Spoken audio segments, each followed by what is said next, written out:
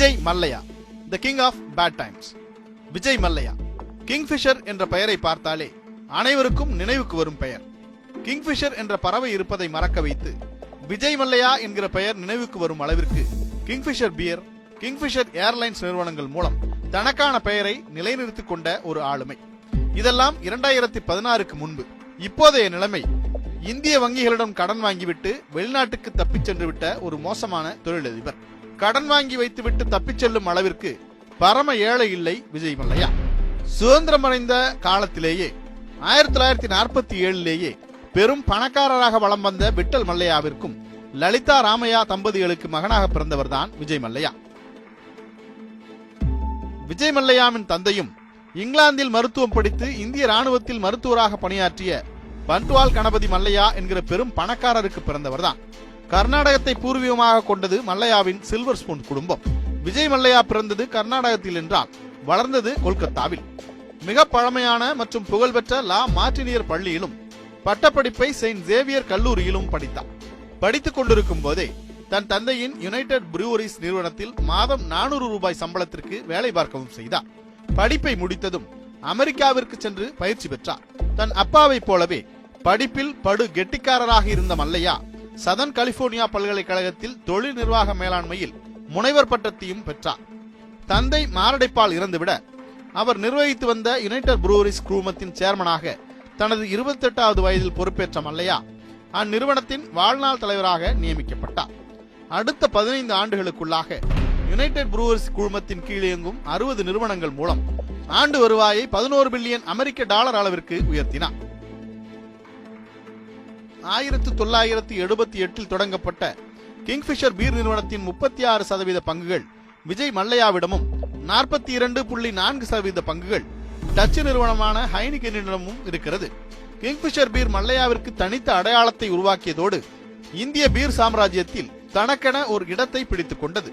Kingfisher பீரின் சுவையில் கிறங்கிய குடிமகன்களால் இந்தியாவில் விற்கப்படும் 2 பீர்களில் ஒன்று கிங்ஃபிஷர் நிறுவனத்திற்கு சொந்தமானது என்ற அளவிற்கு உயர்ந்து நின்றது. பின்னர் உலக நாடுகளுக்கும் ஏற்றுமதி செய்ய தொடங்க கிங்ஃபிஷர் நிறுவனத்தின் பீர் 69 நாடுகளில் கிடைப்பதாக மார்தட்டிக் கொள்கிறது யுனைடெட் ப்ரூவரிஸ் நிறுவனம். மல்லையாவின் சொத்து மதிப்பு 1.11 மில்லியன் டாலர்களாக உயர போர்ஸ் பத்திரிகையின் உலக பணக்காரர்கள் பட்டியலில் 746வது இடத்தை பிடித்தார். ஒரு பக்கம் வருமானம் உயர உயர மறுபக்கம் சொத்துக்களை வாங்கி குவிக்க ஆரம்பித்தார் Vijay Mallya. Kingfisher beer, Berger Paints, Western Crompton, Mangalore chemical fertilisers, Asian Age magazine, சினிஃபிலிட்ஸ் போன்றவற்றை வாங்கி தனது தொழில் சாம்ராஜ்யத்தை விரிவுபடுத்தினார் விஜய் மல்லையா. பிறவி பணக்காரராக இருந்த விஜய் மல்லையா அவர்களுக்கே உரிய தோரணையுடன் ஸ்டைலிஷாக சுறுசுறுப்பாக இருக்கும் ஒரு இளைஞனைப் போல எப்போதும் தன்னை வெளிப்படுத்திக் கொண்டார். இயல்பிலேயே ஆபரணங்களை விரும்பி அணிகிறவராகவும் சென்டிமெண்ட்களில் நம்பிக்கை கொண்டவராகவும் இருந்தார் மல்லையா. தன் கையில் வைரங்களில் விஜேஎம் என்று பதிக்கப்பட்ட பிரேஸ்லெட்டையும் விரல்களில் ரூபி, எமரால்டு கற்கள் பதிக்கப்பட்ட மோதிரங்களையும் எப்போதும் அணிந்திருப்பார். அவரது காதுகளில் இருக்கும் விலையுயர்ந்த கடுக்கனை அவரது பாட்டியின் நினைவாக அணிந்திருப்பார். அவரது வீட்டில் தாத்தா விட்டல் மல்லையா காலத்திலிருந்து பேரன் சித்தார்த் காலம் வரை 40 ஆண்டுகளாக தனேஸ்வர் பகேரா என்பவர் அக்குடும்பத்திற்கு சேவகம் செய்து வருகிறார். மல்லையாவிற்கு பிடித்த நிறம் சிவப்பு என்பதால் கிங்ஃபிஷர் விமானம் முதல் ராயல் சேலஞ்சர்ஸ் அணியின் ஜெர்சி வரை மல்லையாவிற்கு சொந்தமான எல்லாவற்றிலும் சிவப்பு நிறம் இடம்பெற்றிருக்கும். முக்கியமான முடிவுகளை எடுக்கச் செல்லும் போது நல்ல நேரம் பார்த்துதான் கிளம்புவார். The king of good times என்று பத்திரிகைகளால் வர்ணிக்கப்பட்ட விஜய் மல்லையா தொட்டதெல்லாம் துலங்கியது. அதற்கு காரணம் அவரது ஈடுபாடு. வாட்சோ, உடையோ, படகோ தான் வாங்கும் எதுவாக இருந்தாலும் அது தொடர்பான நுட்பமான அறிவையும் அந்த பொருட்களின் மீதான ஆர்வத்தையும் கொண்டிருந்தார். விஜய் மல்லையாவிற்கு பல்வேறு துறைகளில் பெரும் ஆர்வம் இருந்தது. அதில் விளையாட்டுத்துறை முக்கியமானது. கிரிக்கெட்டின் மீது கொண்ட ஆர்வத்தின் காரணமாக 2008 IPL கிரிக்கெட் போட்டியில் ராயல் சேலஞ்சர்ஸ் பெங்களூரு என்ற அணியை 111.6 பில்லியன் டாலர்களுக்கு வாங்கியிருந்தார். அந்த ஆண்டு நடைபெற்ற ஏலத்தில் அதிகபட்ச தொகை கொடுத்து வாங்கப்பட்ட 2வது அணி அது. இந்திய அணியின் கேப்டன் விராட் கோலியை 15 கோடி ரூபாய்க்கு அதிக விலை கொடுத்து ஏலத்தில் எடுத்திருந்தார். ரசிகர்களிடையே பெரிதும் எதிர்பார்க்கப்பட்ட இந்த அணி பெரிதாக சோபிக்காவிட்டாலும் யாராலும் தொட முடியாத ரெக்கார்டுகளை வைத்திருக்கும் வீரர்களை தன் அணியில் வைத்திருக்கிறது. தனக்கு எதெல்லாம் பிடிக்கிறதோ, எதிலெல்லாம் அதிக ஈடுபாடு இருக்கிறதோ அதையெல்லாம் சொந்தமாக வாங்கி விடுவார் மல்லையா. கார் பந்தயத்தில் ஆர்வம் இருந்ததால் 2007 88 மில்லியன் யூரோ மதிப்புள்ள இந்தியாவின் முதல் ஃபார்முலா 1 பந்தய அணியான போர்ப்ஸ் இந்தியாவை உருவாக்கி அந்த பெருமையை பெற்றார். கால்பந்தின் மீது கொண்ட ஆர்வத்தில் விஜய் மல்லையாவின் யுனைடெட் ப்ரூவரிஸ் குழுமத்துடன் போட்டுக்கொண்ட ஒப்பந்தத்தின் அடிப்படையில் 1920 தொடங்கப்பட்ட ஈஸ்ட் பெங்கால் ஃபுட்பால் கிளப் என்ற கால்பந்து அணியை Kingfisher East Bengal football club என்ற கால்பந்து அணியை உருவாக்கினார். கால்பந்து, கிரிக்கெட், ஃபார்முலா 1 பந்தயங்கள் மட்டுமல்லாது குதிரை பந்தயத்தின் மீதும் மல்லையாவிற்கு அதீத ஆர்வம் இருந்தது. அவர் கிட்டத்தட்ட 250 பந்தய குதிரைகளை சொந்தமாக கொண்டிருந்தார். கிரிக்கெட் அணி, ஃபுட்பால் அணி, கார்பந்தய அணி, குதிரை பந்தய அணி ஆகியவற்றை கொண்டு யுனைடெட் ப்ரூவரிஸ் ஸ்போர்ட்ஸ் என்ற குழுமத்தை தொடங்கும் எண்ணம் இருந்தது மல்லையாவிற்கு. இவை தவிர 4 தீவுகள் உள்ளடங்கிய லெரின்ஸ் தீவுகளில் மிகப்பெரிய தீவான செயின்ட் மார்கரெட், $60 மில்லியன் மதிப்பிலான சொகுசு ரியல் எஸ்டேட், தென்னாப்பிரிக்காவில் 12,000 ஹெக்டேர் பரப்பளவில் அமைந்துள்ள மபுலா கேம் லாட்ஜை $6 மில்லியன் கொடுத்தும் வாங்கினார் மல்லையா. கலிபோர்னியா மாகாணத்தில் 11,000 சதுர அடி பரப்பளவிலான நகரின் மிகவும் பிரசித்தி பெற்ற பங்களாவை $1.2 மில்லியன் அமெரிக்க கொடுத்து வாங்கினார். நியூயார்க் நகரில் அதிக விலை மதிப்பிலான ட்ரம்ப் பிளாசா, அரபிக்கடலின் ஓரத்தில் உள்ள கோவாவின் கண்டோலிம் பீச்சில் 3 ஏக்கர் பரப்பளவில் கிங்ஃபிஷர் வில்லா என்ற பண்ணை வீட்டையும் வாங்கினார். பார்ட்டி பிரியரான மல்லையா அதை கொண்டாடுவதற்கென்றே ஹெலிபேட் உள்ளிட்டவற்றை கொண்ட 5 நட்சத்திர விடுதியின் தரத்திலான இந்தியன் எம்ப்ரஸ் என்ற சொகுசு படகை வைத்திருந்தார். 95 மீட்டர் நீளமுள்ள அந்த சொகுசு படகு உலகின் 33வது பெரிய தனியார் சொகுசு படகாகும். மிக அதிக தொழில்நுட்பத்தை கொண்டு 1990 உருவாக்கப்பட்ட அந்த சொகுசு படகை கத்தார் தொழிலதிபரிடமிருந்து $93 மில்லியன் வாங்கினார் மல்லையா. பார்ட்டிகள் இல்லாத நேரத்தில் ஒரு வாரத்திற்கு $7,80,000 அமெரிக்க வாடகைக்கு போகும் அந்த சொகுசு படகு. மல்லையா தன் தனிப்பட்ட பயணங்களுக்கென போயிங் 727 மாடல் விமானத்தை வைத்திருந்தார். உலகின் 26 நாடுகளில் இருக்கும் தனது இடங்களுக்கு செல்லும் போதும் தனிப்பட்ட பயணங்களின் போதும் இந்த விமானத்தை பயன்படுத்துவார். இவை தவிர ஏர்பஸ் A319, ஹேக்கர் HS125 ஆகிய விமானங்களையும் அவர் வைத்திருந்தார். இது தவிர பழமை வாய்ந்த பொருட்களை ஏலத்தில் எடுப்பதும் அவருக்கு விருப்பமானதாக இருந்தது. லண்டனில் நடந்த ஏலத்தில் திப்பு சுல்தான் பயன்படுத்திய வாளை $1,75,000 கொடுத்து வாங்கினார். மகாத்மா காந்தி பயன்படுத்திய பொருட்களை ஏலத்தில் விட அமெரிக்கா முன்வந்த போது அதை வாங்குவதற்கு முனைந்தார் மல்லையா. எளிமையின் அடையாளமாக வாழ்ந்து மறைந்தவரின் பொருட்களை எப்போதும் சொகுசாகவே வாழும் விஜய் மல்லையா வாங்குவதா என்று நாடு முழுவதும் பெரும் எதிர்ப்பு கிளம்பியது. எனினும் அந்த பொருட்களை $1.8 பில்லியன் அமெரிக்க வாங்கி இதை நாட்டுக்காகவே வாங்கினேன் என்று கூறி அதிர்ச்சி அளித்தார் மல்லையா. ஏலத்தை தடுத்து நிறுத்தும் முயற்சியில் இந்திய அரசும் தோல்வியை தழுவியிருந்தது. இவற்றோடு கார்கள் மீதும் அதீத ஆர்வம் கொண்டிருந்த விஜய் மல்லையா 250 பழமையான கார்களை வாங்கி குவித்தார். கிங்ஃபிஷர் பீருக்கு அடுத்து அதிக பிரசித்தி பெற்றது கிங்ஃபிஷர் பிகினி காலண்டர். 2003ஆம் ஆண்டு முதல் நிறுவனத்தின் ஆஸ்தான ஃபேஷன் போட்டோகிராஃபரான அதுல் கஸ்பகரை கொண்டு ஒவ்வொரு ஆண்டும் ஒவ்வொரு நாடு ஒவ்வொரு தீம் படமாக்கப்பட்டு ஆண்டு காலண்டர் பிரம்மாண்டமாக வெளியிடப்படும். Katrina Kaif, Deepika Padukone, Yana Gupta, Angela Johnson உள்ளிட்ட பாலிவுட் நட்சத்திரங்கள் கிங்ஃபிஷர் கேலண்டரில் மாடல்களாக இருந்து பின்னர் பாலிவுட்டில் நுழைந்தவர்கள்தான். மல்லையாவின் சொந்த வாழ்க்கை அவரது தொழில்கள் போல சிக்கலானது அல்ல. 1986 ஏர் இந்தியா விமான பெண்ணாக பணியாற்றிய சமீராவை காதலித்து திருமணம் செய்து கொண்டார். மல்லையா சமீரா தம்பதிக்கு பிறந்தவர்தான் சித்தார்த். வெகு விரைவில் சமீராவுடனான திருமண பந்தத்தை முறித்துக் கொண்ட விஜய் மல்லையா 1993 தன் வீட்டிற்கு அருகில் நீண்ட காலமாக வசித்து வந்த ரேகாவை திருமணம் செய்து கொண்டதோடு ரேகாவின் முதல் கணவருக்கு பிறந்த பெண்ணான லைலாவை தத்தெடுத்துக் கொண்டார். இந்த தம்பதிக்கு 2 மகள்கள் உள்ளனர். ஆடம்பர வாழ்க்கையை தொடர்ந்தாலும் ஆன்மீகத்தின் மீதும் அதீத நாட்டம் இருந்தது மல்லையாவிற்கு. ஆண்டுதோறும் சபரிமலைக்கு மாலை அணிந்து 40 நாட்கள் விரதம் இருந்து பாத யாத்திரையாக செல்வதை வழக்கமாக கொண்டிருந்தார். இதுவரை 20 முறைக்கும் மேலாக அவர் சபரிமலை சென்றிருப்பதாக கூறப்படுகிறது. அத்தோடு சபரிமலையின் மேற்கூரை அமைக்க 32 கிலோ தங்கம், 1900 கிலோ காப்பர் உள்ளிட்ட 18 கோடி ரூபாய் மதிப்பிலான பொருட்களை வழங்க முன்வந்த போது ஐயப்ப பக்தர்களிடம் கடும் எதிர்ப்பு கிளம்பியது. எனினும் கேரள உயர்நீதிமன்றம் அதற்கு அனுமதி அளித்தது. தனது தொழில் சரிந்து கொண்டிருக்கும் நிலையிலும் கர்நாடகாவின் மேற்கு தொடர்ச்சி மலைப்பகுதியான குக்கேவில் அமைந்திருக்கும் சுப்பிரமணிய சுவாமிக்கு 80 லட்சம் ரூபாய் மதிப்பிலான தங்க முலாம் பூசப்பட்ட கதவுகளை வழங்கினார் விஜய் மல்லையா.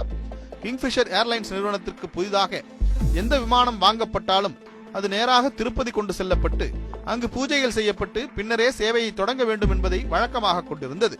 மேலும் விமான காக்பிட்டில் திருப்பதி வெங்கடாஜலபதியின் படம் கட்டாயம் இடம்பெற்றிருக்கும். எல்லா துறைகளிலும் கால் பதித்து வெற்றிகளை குவித்த மல்லையா அரசியலையும் விட்டு வைக்கவில்லை. 2000வது ஆண்டில் அகில பாரத ஜனதா தளம் கட்சியில் இணைந்து பணியாற்றிய மல்லையா 2003ஆம் ஆண்டில் அக்கட்சியிலிருந்து வெளியேறி சுப்பிரமணிய சுவாமியின் ஜனதா கட்சியில் இணைந்து அக்கட்சியின் செயல் தலைவராகவும் பொறுப்பேற்றார். கர்நாடக சட்டமன்ற தேர்தலில் போட்டியிட்ட அக்கட்சி ஒரு இடத்தில் கூட வெற்றி பெறவில்லை. 2003ஆம் ஆண்டில் ஜனதா கட்சியின் பரப்புரைக்காக கர்நாடகாவின் பகல்கோட்டையிலிருந்து கிளம்பிய போது காற்றின் வேகம் காரணமாக 100 அடி உயரத்திலிருந்து கீழே விழுந்தது மல்லையா பயணித்த ஹெலிகாப்டர். இந்த விபத்திற்கு பின் மல்லையாவின் கண்கள் வானத்தை நோக்கியே இருந்தன. அதுதான் கிங்ஃபிஷர் ஏர்லைன்ஸ் நிறுவனத்தை தொடங்குவதற்கு காரணமாக அமைந்தது. 2005இல் சித்தார்த் மல்லையாவின் பிறந்த நாளன்று கிங்ஃபிஷர் ஏர்லைன்ஸ் நிறுவனத்தின் ஏர்பஸ் A320 டெல்லியிலிருந்து மும்பைக்கு தனது சேவையை தொடங்கியது. விஜய் மல்லையாவின் வாழ்வில் மிகவும் திருப்பு முனையாக அமைந்த நிகழ்வு இது. Kingfisher airlines fly the good times என்ற வாசகம் இந்தியாவில் விமானத்தில் பயணம் செய்வோரிடையே பிரபலமானது. எந்த சமரசங்களும் இல்லாமல் தரமான விமான சேவையை வழங்கியதால் கிங்ஃபிஷர் ஏர்லைன்ஸ் இந்திய விமான சேவைகளின் உச்சத்தை தொட்டதோடு உள்ளூர் விமான சேவையை வழங்கும் 2வது பெரிய நிறுவனம் என்ற பெருமையை பெற்றது. அது தொடங்கியது முதல் best airlines in India, best economy class seats, staff service excellence award உள்ளிட்ட 30க்கும் மேற்பட்ட விருதுகளை வாங்கி குவித்தது.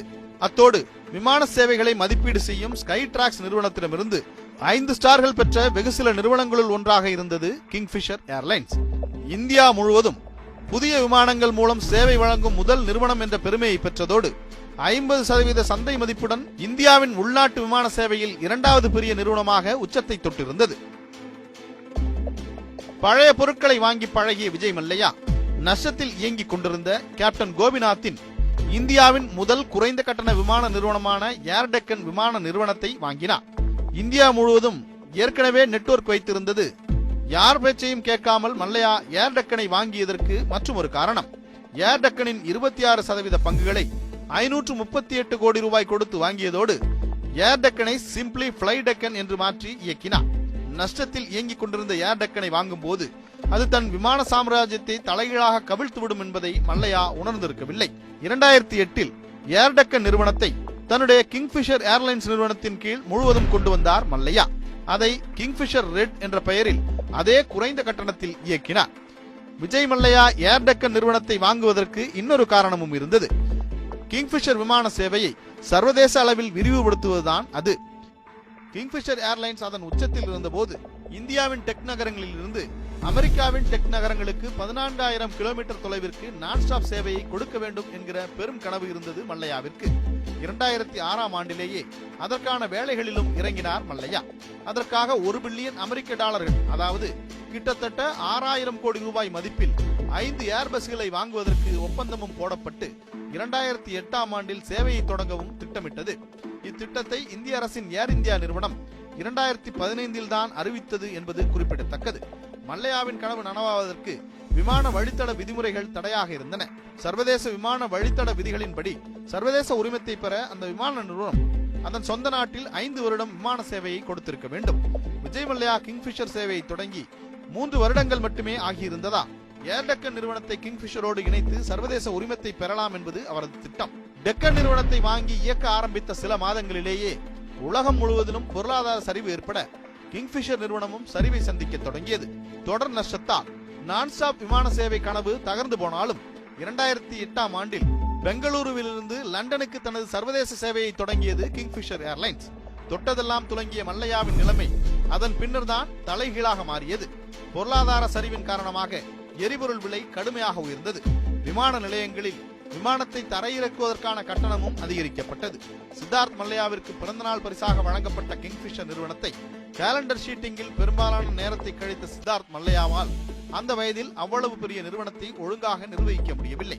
அடிக்கடி உயர்மட்ட அதிகாரிகளை மாற்றியதும் கிங்ஃபிஷர் சீர்குலைந்ததற்கு முக்கிய காரணம். 2008-2009ஆம் ஆண்டில் மட்டும் 1,602 கோடி ரூபாய் இழப்பை சந்தித்திருந்தது கிங்ஃபிஷர் ஏர்லைன்ஸ். 2009ஆம் ஆண்டின் இறுதியில் 418 கோடி ரூபாய் நஷ்டத்தை சந்தித்தது. இந்த சரிவை ஈடு செய்ய 100 விமானிகளை பணி நீக்கம் செய்தது நிர்வாகம். 2010-11 ஆண்டு அறிக்கையை ஆடிட்டர்கள் சமர்ப்பித்த போது கிங்ஃபிஷர் ஏர்லைன்ஸ் நிறுவனத்தின் பங்குகள் 50% அளவிற்கு சரிவடைந்திருந்தன. 2011 நவம்பரில் 460 கோடி ரூபாய் அளவிற்கு சரிவை சந்தித்தது. அதே நேரத்தில் கிங்ஃபிஷர் நிறுவனம் ஸ்டேட் வங்கியின் கீழ் இயங்கும் 17 வங்கிகளிடம் வாங்கியிருந்த கடன் 6500 கோடி ரூபாய்க்கும் மேல் உயர்ந்திருந்தது. 2011ஆம் ஆண்டின் இறுதியில் விமான நிலையத்திற்கு செலுத்த வேண்டிய நிலுவைத் தொகையான 90 கோடியை செலுத்த கோரி மும்பை விமான நிறுவனமான மும்பை இன்டர்நேஷனல்ஸ் நோட்டீஸ் அனுப்பியது. 70 கோடி ரூபாய் சேவை வரியை கிங்ஃபிஷர் நிறுவனம் செலுத்த தவறியதால் அந்நிறுவனத்தின் வங்கிக் கணக்குகளை முடக்கியது சேவை வரித்துறை. மார்ச் 2012 சம்பளம் கொடுக்கவில்லை என வேலையை புறக்கணித்த கிங்ஃபிஷர் ஏர்லைன்ஸ் பணியாளர்கள் பின்னர் மல்லையாவின் வாக்குறுதியை ஏற்று பணிக்கு திரும்பினர். சொன்னது போலவே சம்பளத்தை கொடுத்தார் மல்லையா. ஆனால் அதற்கு பிறகு 5 மாதங்களுக்கு சம்பளம் தரப்படவில்லை என்று விமானிகள், பொறியாளர்கள், பணியாளர்கள் எல்லாம் வேலை நிறுத்தத்தில் இறங்க, அதன் விளைவாக ஆகஸ்ட் மாதத்தில் முதலில் 15 விமானங்கள் நிறுத்தப்பட்டன.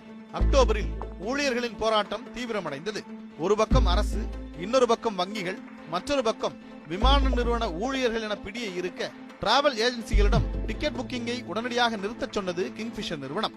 நிறுவன ஊழியர்களின் போராட்டம் உச்சத்தை அடைய பொறியாளர்கள் விமானம் பறப்பதற்கான தகுதி சான்று வழங்காததால் அனைத்து முனையங்களிலும் கிங்ஃபிஷர் விமான சேவை நிறுத்தப்பட்டது. அதே மாதத்தில் விமான ஆணைய இயக்குநரகம் கிங்ஃபிஷர் நிறுவனத்திற்கு நோட்டீஸ் அனுப்பியதோடு அந்நிறுவனத்தின் உரிமத்தை தற்காலிகமாக ரத்து செய்தது. நோட்டீஸுக்கு பதிலளிக்காததால் 2012 டிசம்பர் மாதத்தில் உரிமத்தை நிரந்தரமாக ரத்து செய்தது. 2008ஆம் ஆண்டு முதல் 12ஆம் ஆண்டு வரை 7151 கோடி ரூபாய் அளவிற்கு இமாலய நஷ்டத்தை சந்தித்ததால் கடும் நிதி நெருக்கடியில் சிக்கியிருந்த மல்லையா கிங்ஃபிஷர் ஏர்லைன்ஸ் நிறுவனத்தை மீட்க எடுத்த முயற்சிகள் எதுவுமே ஈடுபடவில்லை. தொடர் கடன் பிரச்சனைகளால் தத்தளித்துக் கொண்டிருந்த மல்லையாவை அவர் முழுமையாக நம்பிய ஏழுமலையானால் கூட காப்பாற்ற முடியவில்லை. அதே நேரத்தில் விமான நிறுவனத்திற்காக வங்கிகளிடம் வாங்கிய கடனும் 7000 கோடி ரூபாயை தாண்டிவிட்டது. ஜிஎம்ஆர் ஹைதராபாத் இன்டர்நேஷனல் விமான முனையத்திற்கு கொடுத்த செக் பவுன்ஸ் ஆனதால் விஜய் மல்லையாவிற்கு பிணையில் வெளிவர முடியாத கைது ஆணை பிறப்பிக்கப்பட்டது.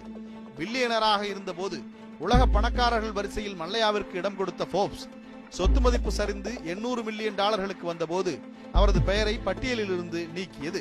அதற்கு எதிர்வினையாக சோகால்டு பணக்காரர்கள் பட்டியலில் இருந்து என்னை நீக்கியதற்கு நன்றி என்று கூலாக ட்வீட் போட்டிருந்தார். குளோபல் லீடர் ஃபார் டுமாரோ என வேர்ல்ட் எக்கனாமிக் போரத்தால் புகழப்பட்ட மல்லையாவை இந்தியாவின் மிக மோசமான தொழிலதிபர் என்று பத்திரிகைகள் தலையங்கம் எழுதின. தொழிலில் உச்சத்தில் இருந்தபோது the king of good times என்று பாராட்டிய பத்திரிகைகள் மல்லையாவின் தொழில் முடிவுகளை பற்றி கடுமையாக கேள்வி எழுப்பியதோடு அவரை the king of bad times என்று வர்ணிக்கவும் செய்தன. பொழுதுபோக்கிற்காக வெளிநாடுகளுக்கு பறந்து கொண்டிருந்த மல்லையா ஓடி ஒளிவதற்காக பறக்க ஆரம்பித்தார். ஸ்டேட் வங்கி 1600 கோடிகளும், ஐடிபிஐ வங்கி மற்றும் பஞ்சாப் நேஷனல் வங்கிகள் தலா 900 கோடி என மொத்தம் 17 வங்கிகள் மல்லையாவிற்கு கடன்களை வழங்கியிருந்தன. 6000 கோடி கடன் வட்டியோடு சேர்ந்து 9000 கோடியாக உயர்ந்திருந்தது. பொறுத்து பார்த்த வங்கிகள் விஜய் மல்லையாவால் இனி மீள முடியாது என்பதை அறிந்து நீதிமன்றத்தின் உதவியை நாடின. 2016ஆம் ஆண்டில் விஜய் மல்லையா மீதான வங்கிகளின் வழக்கு விஸ்வரூபம் எடுத்தது. விஜய் மல்லையாவின் பாஸ்போர்ட்டை முடக்க கோரிய வங்கிகளின் வழக்கு மார்ச் 10ஆம் தேதி விசாரணைக்கு வந்தபோது அவர் மார்ச் 2ஆம் தேதியே லண்டன் தப்பிச் சென்றிருந்தார். அதன் பிறகு விஜய் மல்லையாவின் சொத்துக்களை கைப்பற்றிய ஸ்டேட் வங்கியின் கீழ் இயங்கும் 17 வங்கிகள் அமைப்பு அதை ஏலத்தில் விட்டு கடனை அடைக்க முடிவு செய்தது. விஜய் மல்லையாவிற்கென ஒரு அடையாளத்தை உருவாக்கி கொடுத்த கிங்ஃபிஷர் லோகோ, கிங்ஃபிஷர் ஏர்லைன்ஸின் இடம்பெற்றிருக்கும் ஃப்ளை த குட் டைம்ஸ் உள்ளிட்ட பெயர்களை 366 கோடி ரூபாய்க்கு ஏலத்தில் விட வங்கிகள் முன்வந்தன. கிங்ஃபிஷர் ஏர்லைன்ஸ் நிறுவனம் உச்சத்தில் இருந்தபோது அதன் லோகோவின் மதிப்பு 4000 கோடி ரூபாய்கள் என்று கிராண்ட் தார்டான் காப்பீட்டு நிறுவனம் மதிப்பீடு செய்திருந்தது. ஆனால் வங்கிகள் நிர்ணயித்த அந்த தொகை மல்லையா வாங்கிய கடனில் 10ல் 1 பங்கு கூட கிடையாது. அடுத்ததாக மும்பை உள்ளூர் விமான நிலையத்திற்கு அருகில் இருக்கும் 2400 சதுர அடி கொண்ட மல்லையாவின் வீட்டை ஏலத்தில் விட முயற்சித்தன. முதன்முறை ஏல அறிவிப்பை வெளியிடும் போது அதன் விலையாக 150 கோடிகள் நிர்ணயிக்கப்பட்டன. அந்த ஏலம் தோல்வியில் முடிய அதன் பிறகு ஆரம்ப விலையிலிருந்து 38% குறைத்து 93.5 கோடி என நிர்ணயித்து 5வது முறையாக நடத்திய ஏலமும் பலனளிக்கவில்லை. கோவாவில் உள்ள கிங்ஃபிஷர் வில்லா முதலில் அக்டோபர் 2016இல் ஏலத்திற்கு வந்தது. 90 கோடி ரூபாய் மதிப்புள்ள சொத்திற்கு 85.29 கோடிகளாக விலை நிர்ணயிக்கப்பட்டது. ஆனால் அதை வாங்க யாரும் முன்வரவில்லை. டிசம்பர் மாதத்தில் மீண்டும் ஏலம் விடுவதாக அறிவித்தும் செல்லுபடியாகவில்லை. இறுதியில் 73 கோடி ரூபாய்க்கு பாலிவுட் நடிகரும் தொழிலதிபருமான சச்சின் ஜோஷி வாங்கி அந்த வில்லாவின் பெயரை கிங் மேன்ஷன் என்று மாற்றம் செய்தார். விஜய் மல்லையாவால் பல பார்ட்டிகள் கொண்டாடப்பட்ட இந்தியன் எம்ப்ரஸ் சொகுசு கப்பலும் விற்கப்பட்டது. ஃபார்முலா 1 அணியான ஃபோர்ஸ் இந்தியா சகாரா ஃபோர்ஸ் இந்தியாவானது. வெளிநாடுகளுக்கு பறப்பதென போயிங் மற்றும் ஹேக்கர் விமானங்களை வைத்திருந்த மல்லையா லண்டனிற்கு ஜெட் ஏர்வேஸ் நிறுவனத்தின் கமர்ஷியல் விமானத்தில் தப்பிச் செல்ல நேர்ந்தது.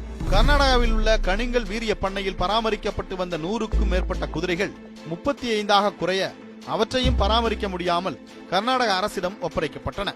தான் பொறுப்பு வைத்த United Breweries, East Bengal football club, Royal Challengers, Rajya Sabha MP, Janata கட்சியின் பொறுப்பு உள்ளிட்டவற்றிலிருந்து கழற்றி விடப்பட்டார் மல்லையா. தன்னை உலகிற்கு அடையாளப்படுத்திய கிங்ஃபிஷர் பீர் நிறுவனத்தில் தனக்கு சொந்தமான சில பங்குகளை தனது சக பங்குதாரரான ஹெய்னிகனுக்கு விற்க நேர்ந்தது. சிறுக சிறுக பார்த்து கட்டிய கோட்டையில் கிங்ஃபிஷர் ஏர்லைன்ஸ் எனும் ஒரு கல் விழுந்ததா சீட்டுக்கட்டு போல மல்லையாவின் கோட்டை சரிந்தது. தனியார் வழக்காடும் நிறுவனம் மூலம் மல்லையா மீது லண்டனில் வழக்கு தொடர்ந்துள்ள இந்திய வங்கிகள் லண்டனில் இருக்கும் விஜய் மல்லையா மற்றும் அவர் சார்ந்த சொத்துக்களை முடக்க கோரியதோடு மல்லையாவை இந்தியாவிற்கு திருப்பி அனுப்ப கோரின. இந்த வழக்குகள் தொடர்பாக லண்டன் அரசால் 3 முறைக்கு மேல் கைது செய்யப்பட்ட விஜய் மல்லையா உடனடியாக ஜாமீனில் வெளிவந்து அதிரடித்தார். இந்த வழக்கின் விசாரணை உச்சத்தை எட்டிய நிலையில் மல்லையாவின் சொத்துக்களை இந்த ஆண்டு ஏப்ரல் வரை முடக்கி வைக்க சொல்லி இருக்கிறது இங்கிலாந்து வெஸ்ட்மினிஸ்டர் நீதிமன்றம். அத்தோடு மல்லையாவின் கைச்செலவிற்கு வாரம் 4,30,000 ரூபாய்களை தர சொல்லி இருக்கிறது. இந்திய அரசால் தேடப்படும் குற்றவாளி இந்திய வங்கிகளால் நாடு கடத்த கோரப்பட்ட 10,000 பேருக்கு மேல் வேலை வாய்ப்பை பறித்த ஒரு மோசமான முதலாளியான விஜய் மல்லையாவின் கைச்செலவுக்கு கொடுக்க சொன்ன தொகை இந்திய பெருநகரங்களில் வசிக்கும் பலரது ஆண்டு வருமானத்தை விட அதிகம் என்பது குறிப்பிடத்தக்கது. இந்தியாவில் 1995 ஆண்டிலிருந்து கிட்டத்தட்ட 3 லட்சம் விவசாயிகள் தற்கொலை செய்து கொண்டுள்ளதாக தெரிவிக்கிறது ஒரு புள்ளி விவரம். அதில் அதிகமானவர்கள் வங்கியில் வாங்கிய பயிர்க்கடனை அடைக்க முடியாமல் நடவடிக்கைக்கு பயந்து தற்கொலை செய்து கொண்டவர்களே. விஜய் மல்லையாவின் கிங்ஃபிஷர் ஏர்லைன்ஸ் நிறுவனத்திற்கு வழங்கிய 1201 கோடி உட்பட மொத்தம் 63 பேரின் கணக்குகளில் இருந்த வாராக்கடன் தொகை 7016 கோடி ரூபாயை தள்ளுபடி செய்து விட்டதாக SBI வங்கியின் நிதிநிலை அறிக்கையில் குறிப்பிடப்பட்டுள்ளது. இதுகுறித்து எதிர்க்கட்சிகள் கேள்வி எழுப்ப விஜய் மல்லையாவிற்கு சொந்தமான கிங்ஃபிஷர் ஏர்லைன்ஸ் நிறுவனத்திற்கு வழங்கப்பட்ட 1201 கோடி ரூபாய் கடன் தொகை தள்ளுபடி செய்யப்பட்டதா அவர் மீதான வழக்கை கைவிட்டு விட்டதாக அர்த்தமல்ல, இந்த கடன் மோசமான கடன் என்ற பட்டியலில் சேர்க்கப்பட்டுள்ளது என்று பொறுப்பாக பதிலளித்தார் நிதியமைச்சர் அருண்ஜேட்லி. திருப்பூரைச் சேர்ந்த விவசாயி வெள்ளியங்கிரி விஜய் மல்லையாவிற்கு 50 கோடி ரூபாய் கடன் கொடுத்துள்ள தனியார் வங்கி ஒன்றிடம் 5 லட்சம் ரூபாய் கடன் வாங்கி டிராக்டர் வாங்கி இருந்தார். மழை இல்லாததால் விவசாயம் பொய்த்து போக 2 மாத தவணையை கட்ட தவறிவிட்டார். தடாலடியாக அவரது டிராக்டரை வங்கி பறிமுதல் செய்ய மனமுடைந்து போன அவர் காவல் நிலைய வாசலிலேயே விஷமருந்தி தற்கொலை செய்து கொண்டார். அதேபோல திருவண்ணாமலையில் வசித்து வந்த விவசாயி ஞானசேகரன் விஜய் மல்லையாவிற்கு 1600 கோடி ரூபாய் கடன் கொடுத்துள்ள வங்கியிடம் 5 லட்சம் ரூபாய் கடன் பெற்று டிராக்டர் வாங்கி இருக்கிறார். 2 தவணைகள் செலுத்த தவிர வங்கியிலிருந்து சென்ற ஏஜென்ட்டுகள் இருவர் ஞானசேகரன் நெஞ்சில் பலமாக தாக்கியதில் படுகாயமடைந்த அவரது உயிர் மருத்துவமனையில் பிரிந்தது. லட்சங்களில் கடன் வாங்கிய சாதாரண குடிமகனை இந்த வங்கிகள் கையாள்வது போல் ஏன் விஜய் மல்லையா போன்ற கோடிகளில் கடன் வாங்கிய தொழிலதிபர்களை கையாள முடியவில்லை? அல்லது விஜய் மல்லையாக்களை கையாள்வது போல் ஏன் கடன் வாங்கிய சாதாரண குடிமகனை கையாள்வதில்லை என்ற பெரும் கேள்வி தொக்கி நிற்கிறது. இந்நிலையில் இங்கிலாந்தில் பேட்டியளித்த விஜய் மல்லையா இந்தியாவிற்கு வரும் எண்ணம் தற்போது இல்லை, ஆனால் மீண்டும் இந்தியாவிற்கு வருவேன், பழையபடி மீண்டு எழுவேன் என்று நம்பிக்கை இருக்கிறது என்று கூறியிருக்கிறார். அவருக்கு அந்த நம்பிக்கையை கொடுத்தது எது, விவசாயிகளுக்கு அந்த நம்பிக்கையை கொடுக்காது எது என்ற கேள்விக்கான பதிலைத்தான் ஜனநாயக இந்திய தேசம் தேடிக்கொண்டிருக்கிறது.